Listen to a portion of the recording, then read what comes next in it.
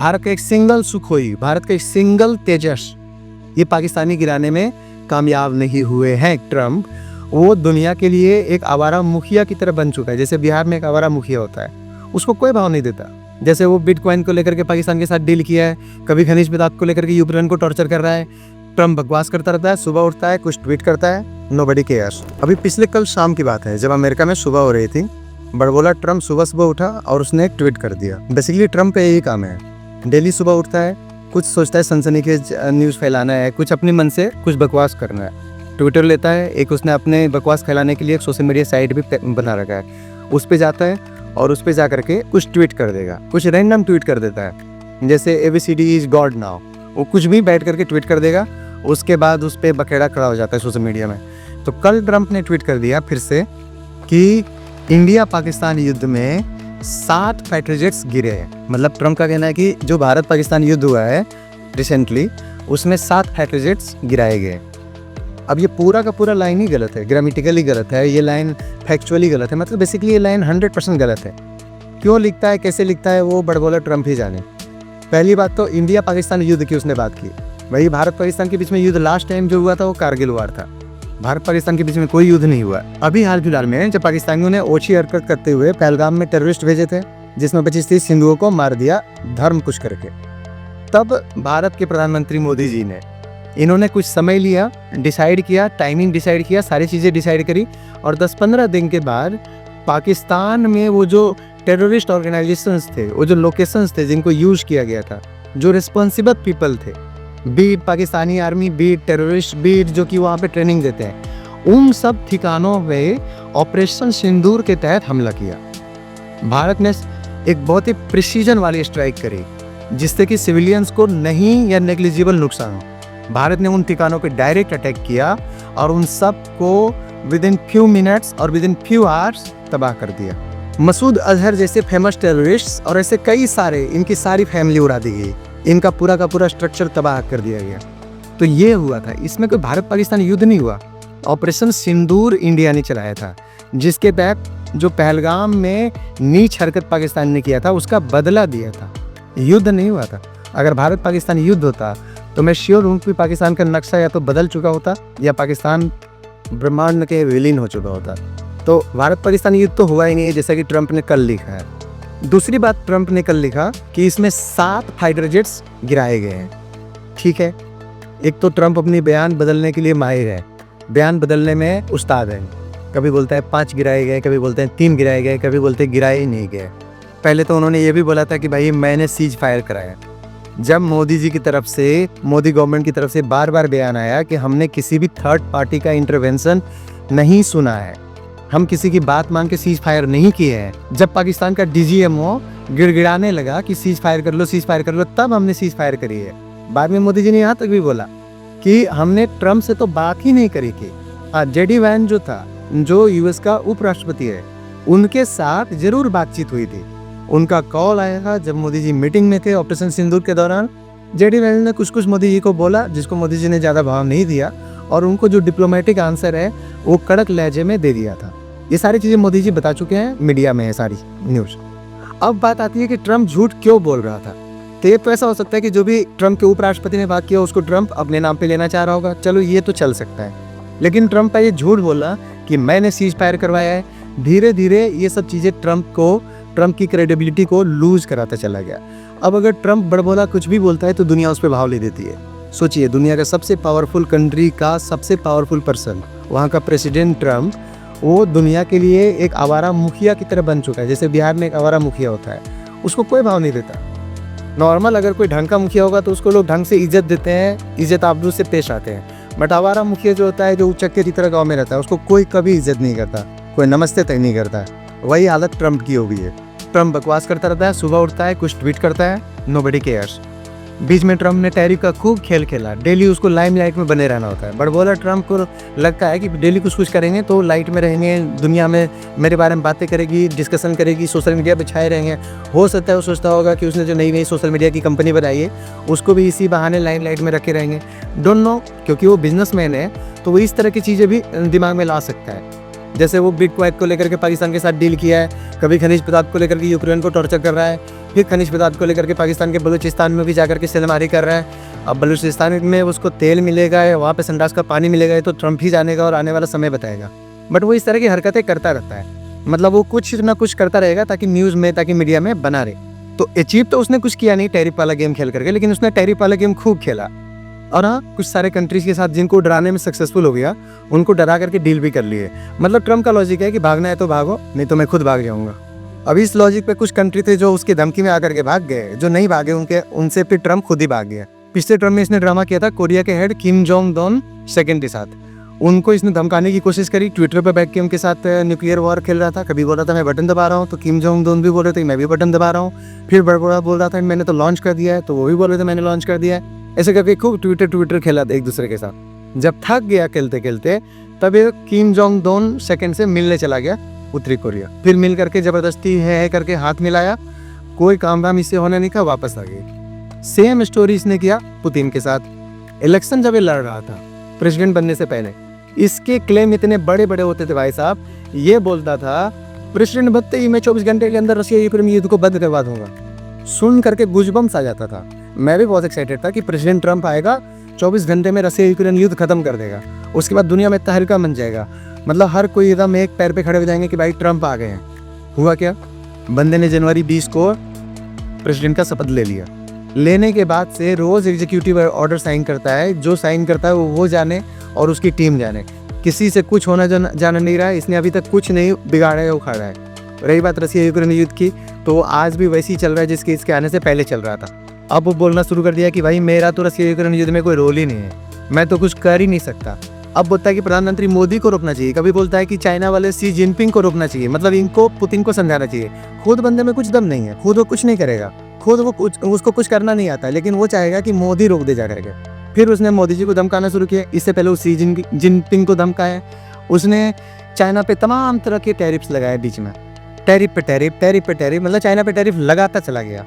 पहले 10% लगाया, चाइना ने भी अपनी तरफ से टैरिफ लगा दी यूएस गुड्स पे। फिर उसने 20% लगाया, 50% लगाया, 100% लगाया, 150% लगाया। मतलब वो बढ़ाता जा रहा था। उसका था कि कोई लॉजिक नहीं, कोई रूल नहीं, कोई इंटरनेशनल कानून नहीं, कोई WTO नहीं। ट्रम्प का कहना था कि मैं मर्जी करूंगा चाइनीज के साथ, जो मर्जी जितना मर्जी उतना लगा दूंगा। भाई चाइनीज जो तुमसे डरने वाले नहीं है। चाइना ऑलमोस्ट दुनिया के हर कंट्री में अपने प्रोडक्ट बेचना शुरू कर दिया है। हो सकता है तुम चाइना के one of the biggest partner हो, बड़मोले ट्रम्प, लेकिन चाइना के पास तुम्हारे जैसे अब तुमसे थोड़े कम लेवल के सैकड़ों पार्टनर्स है।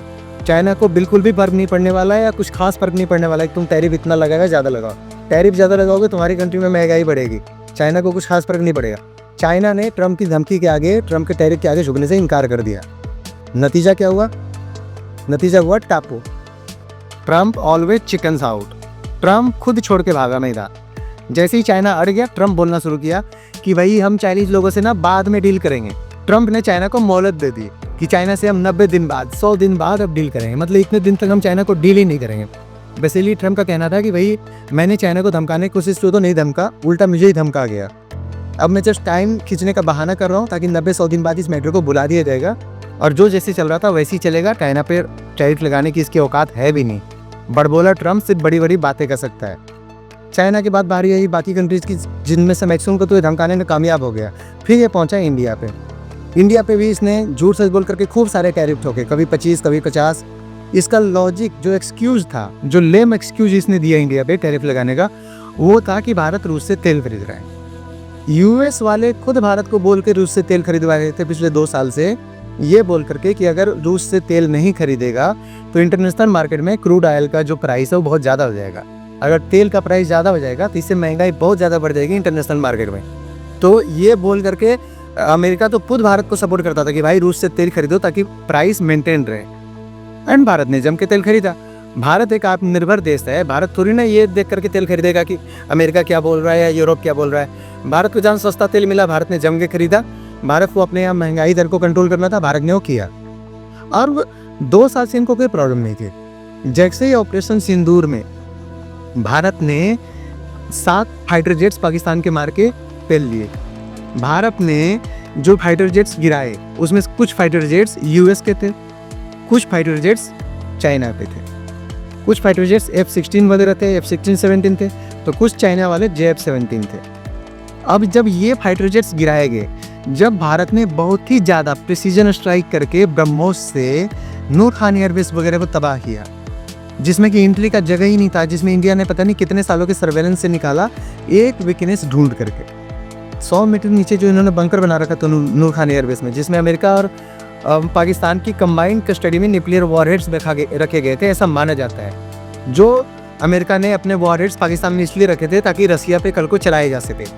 जो अमेरिका को लगता था कि इसको तो कभी कोई भेद ही नहीं सकता है। सैकड़ों मीटर नीचे बंकर बना करके एक छोटा सा शहर टाइप का बना करके उसमें सारी चीज़ें उसने रख रखी थी, न्यूक्लियर वॉरहेड्स वगैरह। उसको लगता था कि इसको तो इंडिया क्या, इसको तो रसिया भी कुछ नहीं कर सकता।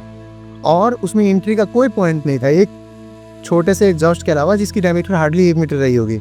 इंडिया ने ब्रह्मोस से उस 1 मीटर में प्रिसीजन स्ट्राइक करते हुए ब्रह्मोस डाल दिया और उसके उस एयरबेस को तबाह कर दिया। उसका जो बेस जिसमें न्यूक्लियर वॉरहेड्स थे उसको बर्बाद कर दिया। यहाँ से स्टार्ट होता है ट्रम्प की भारत से दुश्मनी, ट्रम्प की भारत से चिढ़। ट्रम्प भारत से इसलिए नहीं चिढ़ रहा है कि भारत सिर्फ प्रोग्रेस कर रहा है। ट्रम्प भारत से इसलिए चिढ़ रहा है क्योंकि भारत जो 10-20 साल बाद करने वाला था, जो यूएस को टक्कर देने वाला था हर मामलों में, वो भारत अभी से देना शुरू कर दिया है। ट्रम्प को समझ ही नहीं आ रहा है कि भारत ऐसा किया कैसे है, इतना जल्दी कैसे कर लिया, पता कैसे नहीं चला किसी को। जैसे चाइनीज लोग जब आगे बढ़ा तो पूरी दुनिया में हाहाकार मचा, पूरी दुनिया में समझ में आ गया कि चाइनीज लोग आगे निकल रहा है, चाइना की इकोनॉमी बढ़ रही है, चाइना हर जगह अपना मिलिट्री इक्विपमेंट्स बेच रहा था। तो इस तरह से सब कुछ समझ में आ रहा था। भारत ने ऐसा कुछ नहीं किया, भारत आराम से आया जिस तरह से एक सुपर पावर को आना चाहिए। भारत ने बिना वार्निंग दिए, बिना लोगों को पता चलने दिए, आराम से एंट्री कर गया और अचानक से आके सुपर पावर के दरवाजे पे दस्तक देने लग गया। ट्रम्प को चिढ़ इस बात से है कि जो वेपन्स उसने पाकिस्तान में, जो न्यूक्लियर वॉरहेड्स रख रखा था कंबाइंड कस्टडी में रशिया के लिए, उसको इंडिया ने बिना बोले बिना कुछ किए कैसे तबाह कर। हेंस ट्रम्प ने रशियन ऑयल इंडिया खरीद रही इस बात का बहाना देते हुए टैरिफ लगाना शुरू कर दिया, टैरिफ बढ़ाना शुरू कर दिया। ट्रम्प का टारगेट टैरिफ वगैरह नहीं है, ट्रम्प का टारगेट इंडिया को झुकाना है, भारत को किसी तरह से अपने टेबल पे लेके आना है जहां वो भारत को अपनी बातें मनवा सके। इसी क्रम में जब मोदी जी अभी कनाडा गए हुए थे तो ट्रम्प ने मोदी जी को बहला फुसलाकर अमेरिका बुलाने की कोशिश करी। बड़े प्यार से फ़ोन पे समझाया कि भाई आप कनाडा आ ही गए हो, बगल में आ जाओ, कनाडा भी एक तरह से यूएस से ही है, सटा हुआ है, मिलते हुए जाना। और इधर ट्रम्प ने क्या चालाकी कर रखी थी, पाकिस्तान के मुल्ला मुनीर को बुला रखा था। पाकिस्तान के आर्मी चीफ जो है मुल्ला मुनीर को बुला के बैठाया हुआ था ताकि जब मोदी जी आएंगे तो ट्रम्प इनको साथ में मोदी जी के बैठा देगा मुल्ला मुनीर के साथ। पहली बात तो मुल्ला मुनीर किसी लायक नहीं है और उसकी औकात नहीं है कि world class leader Modi ji के साथ वो बैठ भी सके, उनकी आंखों में आंखें डाल के बात कर सके। ट्रम्प यही करने वाला था, ट्रम्प दुनिया को दिखाने वाला था कि ये जो पिल्ले पाकिस्तानी है ये इंडिया के बराबर है, उनको सेम टेबल पे लाने चाह रहा था। मोदी जी जैसे मैच्योर पॉलिटिशियन ने इसको बहुत आराम से भाप लिया और उन्होंने इज्जत से ट्रम्प को मना कर दिया कि भाई हम तो नहीं आ सकते हैं। सावन का महीना चल रहा था, मोदी जी ने सावन का बहाना दे दिया ट्रम्प को। बेसिकली ट्रम्प यहाँ मोदी जी को बुलाकर एक तीर से 2 शिकार करना चाह रहा था। एक तो वो उसका जो इंटरेस्ट था पाकिस्तान में उसको भी बचाने में सक्सेसफुल हो जाता, दूसरा मतलब इंडिया पाकिस्तान को मिला करके दुनिया के सामने ये भी दिखा देता कि देखो मैंने सीज फायर करवाया है और अपना नोबेल पीस प्राइज़ के लिए जो कैंडिडेचर है उसको और मजबूत कर देता, जैसे वो बाद में बाकी कंट्रीज़ के साथ भी करता आ रहा है। कभी वो कंबोडिया और थाईलैंड को बुला करके ज़बरदस्ती सीज फायर कराने की कोशिश करता है, तो कभी वो आर्मेनिया और कजाकिस्तान को बुला करके उनके भी सीज फायर कराने की कोशिश करता है। मतलब ट्रम्प बेसिकली कुछ भी डील ज़बरदस्ती बुला करके बैठा करके करा देता है एंड मजबूरन राष्ट्रों को, उनके राष्ट्राध्यक्षों को वहाँ बैठ करके उसकी बात माननी पड़ती है। यही चीज़ ट्रम्प इंडिया के साथ करने की कोशिश किया जो इंडिया ने उसकी चाल नहीं चलने थी।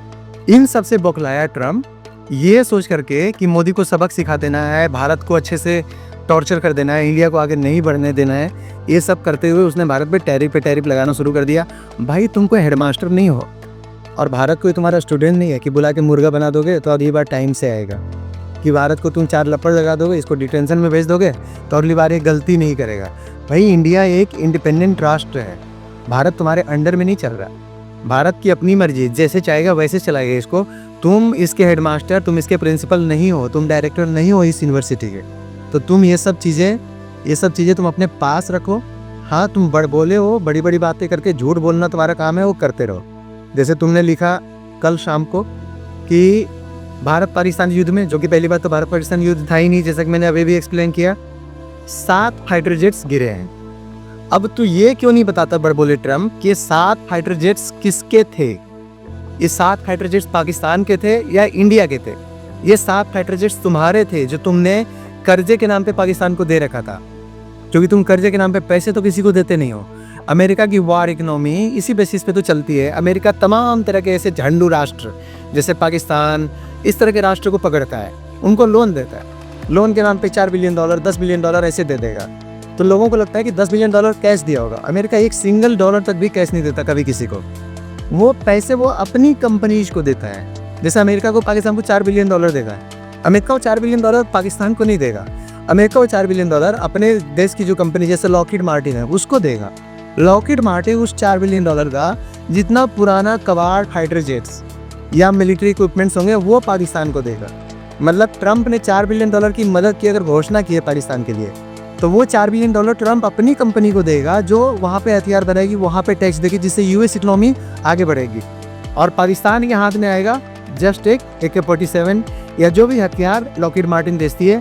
और पुराने ज़माने के जो फाइटर जेट्स जो लॉकहीड मार्टिन बनाती है बेच नहीं पाती है, या जो अमेरिकन आर्मी में पुराने हो चुके होते हैं जो वो लोग अब यूज़ नहीं करते हैं, क्योंकि उनको कोई भी ट्रैक कर लेगा रडार से, उनको कोई भी उड़ा देगा, वो इन पाकिस्तानियों को और ऐसे कंट्रीज को डंप कर देते हैं लोन के नाम पे।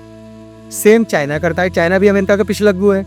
चाइना भी उसी तरह से, जो चाइना के डंप मटेरियल्स होते हैं, जो टिन वाले सारे के सारे टिने के डब्बे, जो इस तरह के फाइटर जेट्स होते हैं जिनको चाइना कभी सपने में भी यूज़ ना करे, जैसे JF-17 वगैरह चाइना ने बनाया, पहले यूज़ किया, जब अच्छा नहीं लगा और उसके जो कबाड़ वाले बच गए वो उन्होंने पाकिस्तानियों को बेच दिया।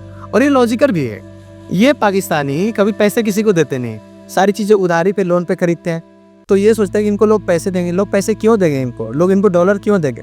जो दूसरे कंट्रीज है वो भी इनको कैश तो देते नहीं, इनको अपने डब्बे, इनको अपने जो कचरे का ढेर होता है, मतलब उस तरह के जो वेपन्स होते हैं वो इनको थमा देते हैं, ये सोच करके कि पाकिस्तानी अगर कभी पैसे दिए तो दिए, जो कि ये नहीं देंगे तो नहीं भी देंगे, तो वो कचरे का ढेर हमारे यहाँ क्यों रहे, वो टीम का डब्बा हमारे यहाँ क्यों रहे, ले जाओ पाकिस्तानी, इनको यूज़ करो, फटेगा तुम खुद मरोगे। ये सोच करके ये चाइनीज और अमेरिकन जितने भी बेकार के इनके पास आइटम्स होते हैं, मिलिट्री इक्विपमेंट्स या फाइटर जेट्स होते हैं, वो पाकिस्तानियों को थमा देते हैं। तो ट्रंप ये क्यों नहीं बताता कि जो 7 फाइटर जेट्स इसने मेंशन किए हैं या पिछली बार 5 मेंशन किया था, वो फाइटर जेट्स किसके गिरे थे? वो फाइटर जेट्स पाकिस्तान के गिरे थे, जो अमेरिका ने पाकिस्तान को दिए थे, जो चाइना ने पाकिस्तान को दिए थे। ये ट्रंप इसलिए नहीं बताएगा क्योंकि अगर ऐसा करेगा तो उसका वो फाइटर जेट कहीं दूसरे मार्केट में बिकना कम हो जाएगा, वो बिकना बंद हो जाएगा। अब अगर किसी को शक है कि ये फाइटर जेट्स इंडिया के भी हो सकते हैं, तो मैं यहाँ पे बता दूँ, ये ट्रंप, बड़बोला ट्रंप इतना पगलाया हुआ है इंडिया के पीछे, इंडिया को टॉर्चर करने के पीछे, भारत को बर्बाद करने के पीछे, कि अगर भारत की एक कमज़ोर नस इसको मिल जाएगी तो उसको बुरी तरह से दबाएगा। ये इस लेवल का पागल हाथी बना हुआ है ये बड़बोला।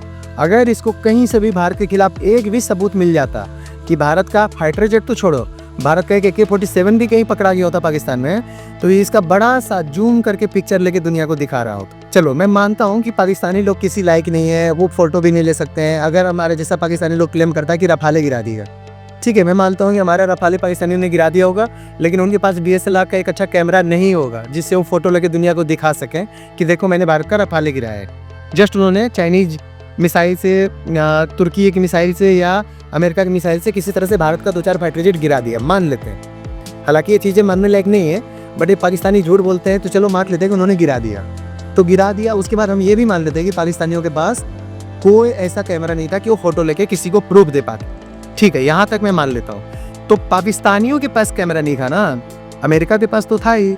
ये ट्रम्प जो हर कंट्री के ऊपर, USA हर कंट्री के ऊपर सैटेलाइट लेकर के बैठा रहता है दिन रात, ये देखने के लिए कि उस कंट्री में कोई अलग तरह का मूवमेंट तो नहीं हो रहा है, कोई हीट सिग्नेचर तो नहीं आ रहा है, कोई न्यूक्लियर वॉरेट या अलग तरह के वॉरेट तो एक जगह से दूसरी जगह नहीं मूव कराए जा रहे हैं। ये देखने के लिए हर कंट्री पर नज़र रखे रहता है, 2400 घंटे सर्वेलेंस करता है। इनके जो सैटेलाइट्स जो भेजता है अंतरिक्ष में, वो 10-10 प्रकाश वर्ष दूर, 5-5 प्रकाश वर्ष दूर के फोटो लेकर के दिखाता रहता है जूम कर करके।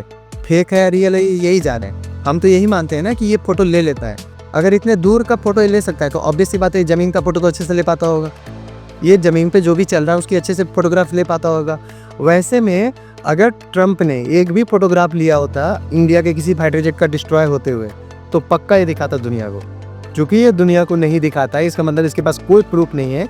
और कोई प्रूफ नहीं है का एक ही कारण हो सकता है कि इन्होंने इंडिया के एक भी फाइटर जेट्स नहीं गिराए, जो झूठा जैसा कि ये लोग क्लेम कर रहे हैं। मतलब भारत के एक सिंगल रफाले, भारत का एक सिंगल मिग, भारत का एक सिंगल सुखोई, भारत का एक सिंगल तेजस, ये पाकिस्तानी गिराने में कामयाब नहीं हुए हैं। और यही वजह है कि ये ट्रम्प ये कभी नहीं बोलता कि ये 7 फाइटर जेट्स किसके गिरे हैं। अगर इंडिया के गिरते तब तो ये खुलेआम नाचता सड़कों पे। ये तो ओपन होकर भी बोलता कि देखो भाई, इंडिया के हमने तो इतने फाइटर जेट्स गिरा दिए हैं, ये एक भी गिरा होता तो ये बताता। इंडिया के चूंकि एक भी फाइटर जेट्स नहीं गिरे, इसलिए डिप्लोमेटिकली बोलता है कि इस लड़ाई में 7 फाइटर जेट्स गिरे हैं। क्योंकि इसको बोलने में, इस बड़बोले ट्रम्प को ये बोलने में शर्म आती है कि ये 7 फाइटर जेट्स पाकिस्तान के गिरे हैं, जो अमेरिका ने पाकिस्तान को दिए थे और कुछ चाइना ने पाकिस्तान को दी। मैं फिर से रिपीट कर रहा हूँ, अमेरिका हर कंट्री की सर्वेलेंस करता है सैटेलाइट के जरिए, तो इनके लिए ये पॉसिबल ही नहीं है कि ये लोग ऐसे इंपॉर्टेंट इवेंट्स को मिस करें।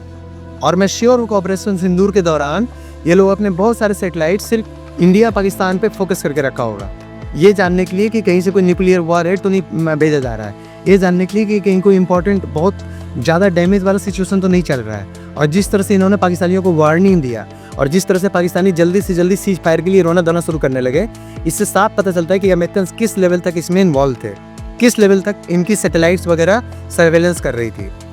और इसके बावजूद इनके पास एक सिंगल प्रूफ नहीं है। पाकिस्तानियों के पास प्रूफ नहीं है तो समझा जा सकता है, क्योंकि पाकिस्तानी लोग कुछ नहीं बनाता। पाकिस्तानी लोग एक सुई तक बनाने की फैक्ट्री नहीं है उनके यहाँ। पाकिस्तानियों के पास कोई नहीं, पाकिस्तानी एक मोबाइल तक नहीं बनाता, पाकिस्तानी एक बाइक तक नहीं बनाता। पाकिस्तानी लोग बेसिकली कुछ भी नहीं बनाता है। पाकिस्तानी लोग सिर्फ 2 चीज़ें प्रोड्यूस करने में नंबर 1 है। पाकिस्तानी लोग सिर्फ 2 चीज़ों में नंबर 1 है जो दुनिया को भेजता है। एक है कि पाकिस्तान नमक पैदा करने में नंबर 1 है, और दूसरा पाकिस्तान नमक हराम पैदा करने में नंबर 1 है। इसके अलावा पाकिस्तान किसी भी चीज़ में नंबर 1 नहीं है। इस बड़बोले ट्रम्प के झूठ से सभी तंग आ चुके हैं और ये हर जगह उंगली करता चलता है। पहले तो इसने 4-5 लड़ाइयों में ज़बरदस्ती क्रेडिट लिया, बुला बुला करके उनके राष्ट्राध्यक्ष हो कि भाई देखो हमने इनके बीच सीज फायर कराया, वो कम्बोडिया और थाईलैंड हो या वो अजरबैजान और आर्मेनिया हो। इस तरह कर करके ट्रम्प हर जगह क्रेडिट लेता हुआ चल रहा है। बट ऐसा करके वो जो छोटे मोटे कंट्रीज है उनको तो डराने धमकाने में कामयाब हो जाता है, लेकिन जो थोड़े भी पावरफुल कंट्रीज है वहाँ पे इनका कुछ भी नहीं चल रहा। चाइनीज लोग इसके आगे नहीं झुके, ये चाइना के आगे खुद ही झुक गया। He bent the knees before the Chinese, मतलब उसने सिंपली चाइना के आगे हाथ जोड़ दिया, वो सिंपली चाइना के आगे सरेंडर कर दिया। उसी तरह से जब इंडिया इसको बिल्कुल भाव नहीं दिया, टैरिफ पे टैरिफ लगाता है, टैरिफ पे टैरिफ, इंडिया ने कभी कोई रिस्पॉन्स ही नहीं दिया। इंडिया की तरफ से क्या होता था, ये कोई छोटा सा नॉर्मल ब्यूरोक्रेट बीच बीच में आके बोल देता था कि हमारी तरफ से ऐसा कोई बयान नहीं है, हमने कुछ ये नहीं किया, कुछ एक रैंडम लाइन बोल देता था। ये ट्रम्प जैसे प्रेसिडेंट का रिप्लाई होता था भारत का। आखिरी में जाकर के मोदी जी ने 1-2 लाइन रैलियों में जरूर बोला है, अदरवाइज इसको ऑफिशियली आज तक कोई बयान ही नहीं दिया गया। मतलब ऐसे लग रहा था जैसे कि वो एक कहावत है ना गाँव में कि हाथी चले बाजार कुत्ता भौंके राजार। मतलब मोदी जी यहाँ पे हाकी है, आराम से चल रहे हैं और ट्रम्प जैसे बड़बोले भौंके जा रहे हैं। मतलब इनको कोई भाव नहीं दिया जा रहा, इनको इग्नोर किया मोदी जी ने कम्प्लीटली। तो मोटा मोटी देखा जाए तो ना तो इनको चाइनीज ने भाव दिया, ना तो इनको हिंदुस्तानियों ने भाव दिया। अब आते हैं रशियंस पे। ट्रम्प जब 24 घंटे का प्रॉमिस करके प्रेसिडेंट बना था, और 24 घंटे तो क्या, अगले 24 दिन में या 2-4-6 महीने में भी जब सीज फायर यूक्रेन और रशिया के बीच में नहीं करा पाया, उल्टा इसने ये बोल दिया यूरोपियन यूनियन की मीटिंग में कि भाई हम अब पहले बोला था यूक्रेन को चढ़ा करके कि तुम लड़ो, हम हथियार देंगे, हम आर्मी भेजेंगे। अब बोल रहा है ट्रम्प कि लड़ो, हम हथियार देंगे, सिर्फ आर्मी नहीं देंगे।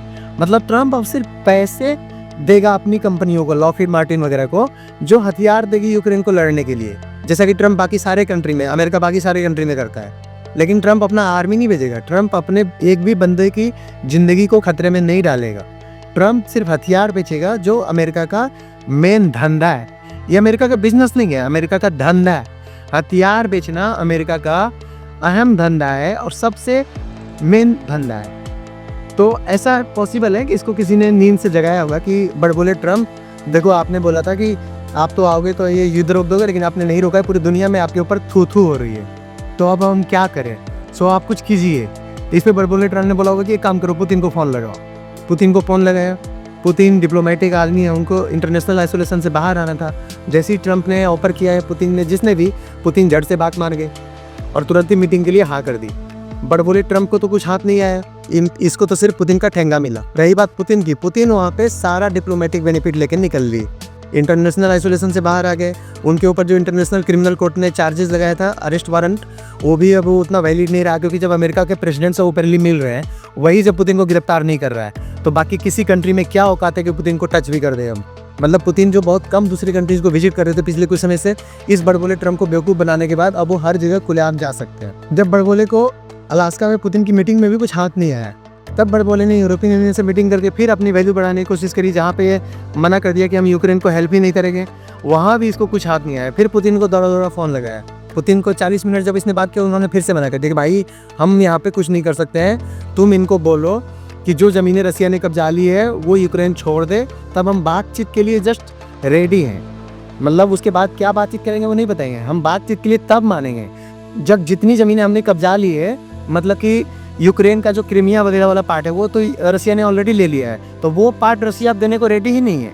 और रसिया ये कहना है कि जब वो पार्ट तुम एग्री कर जाओगे कि वो रसिया के पास ही रहेगा, तब हम सिर्फ बातचीत के टेबल में बैठेंगे। अभी टेबल में क्या डिमांड रसिया रखेगा वो अलग ही कहानी है।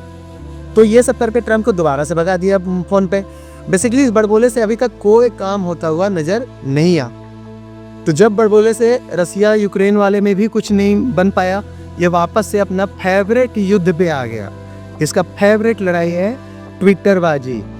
ट्विटर जिसको कि अब एक्स बोलते हैं, उस पर बैठ के युद्ध करता है।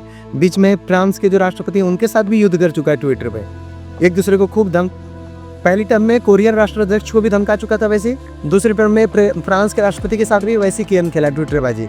अब जब इसको कुछ नहीं मिला, फिर ये कल सुबह उठा, अमेरिका में जब सुबह हो रही थी, भारत में शाम हो रही थी, इसको कुछ नहीं मिला तो इसने जस्ट एक लाइन फिर से लिख दिया कि इंडिया पाकिस्तान युद्ध में, जो कि ऐसा था ही नहीं इंडिया पाकिस्तान के नाम पर कोई युद्ध, उसमें 7 फाइटर जेट्स गिरे, ये बताने के बजाय कि वो 7 फाइटर जेट्स पाकिस्तान के गिरे थे।